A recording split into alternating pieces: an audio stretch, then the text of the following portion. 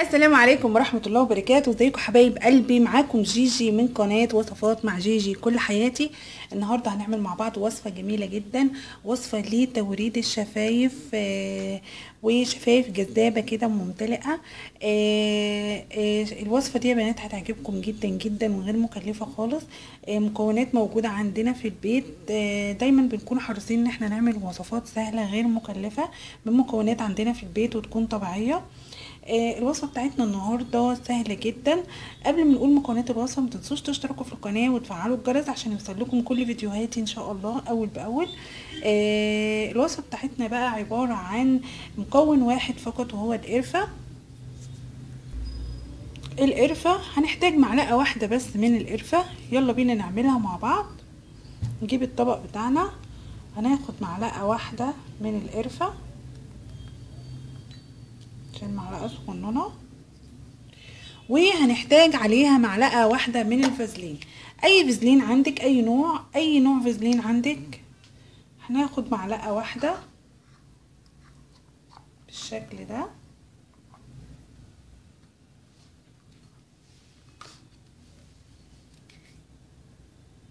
ادي معلقة الفازلين بتاعنا، هنحطها كده على القرفة وهنقلبها كويس جدا عشان نحصل على قوام كريمي بالشكل ده. الوصفة دي يا بنات من المواصفات الجميلة جدا جدا اللي بتجيب نتيجة من اول مرة.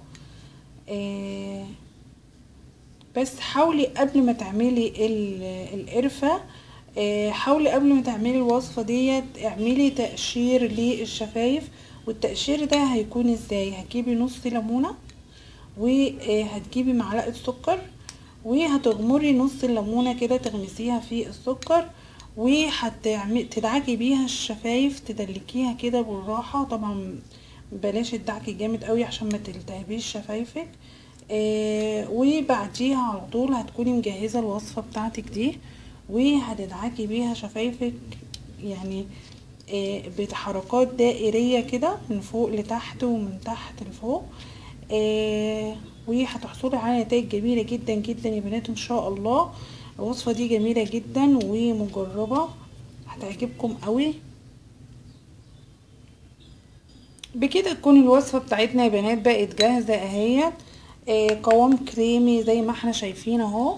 هتدهني بقى بيها بشر شفايفك بحركات دائرية زي ما قلنا. هتحطي كده على شفايفك وتدهني بحركة دائرية من فوق لتحت ومن تحت لفوق. الوصفة دي هايلة جدا جدا وبتجيب نتائج ممتازة. من اول مرة هتدهني بيها، لكن طبعا استعمالها يومي. يعني استعملتيه يكون مثلا عندك مناسبة او كده عايزة تباني بمنظر حلو وتوريد شفايف وكده، هتستخدمي الوصفة ديت يا بنات. لو عندك مناسبة يعني في الحال يعني تستخدميها وانتي رايحة مثلا مناسبتك قبليها بنص ساعة تعمليها وهتشوفي ان شاء الله تجيب معاكي نتيجة ممتازة جدا. دي كانت وصفتي النهارده، اتمنى انها تعجبكم ان شاء الله. واذا عجبتكم الوصفه ما تنسونيش في اللايك وفي الشير عشان الفيديو يوصل لاكبر عدد من المشتركين.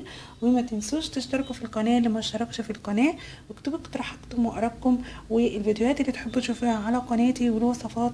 وكانت معاكم جيجي من قناه وصفات مع جيجي كل حياتي.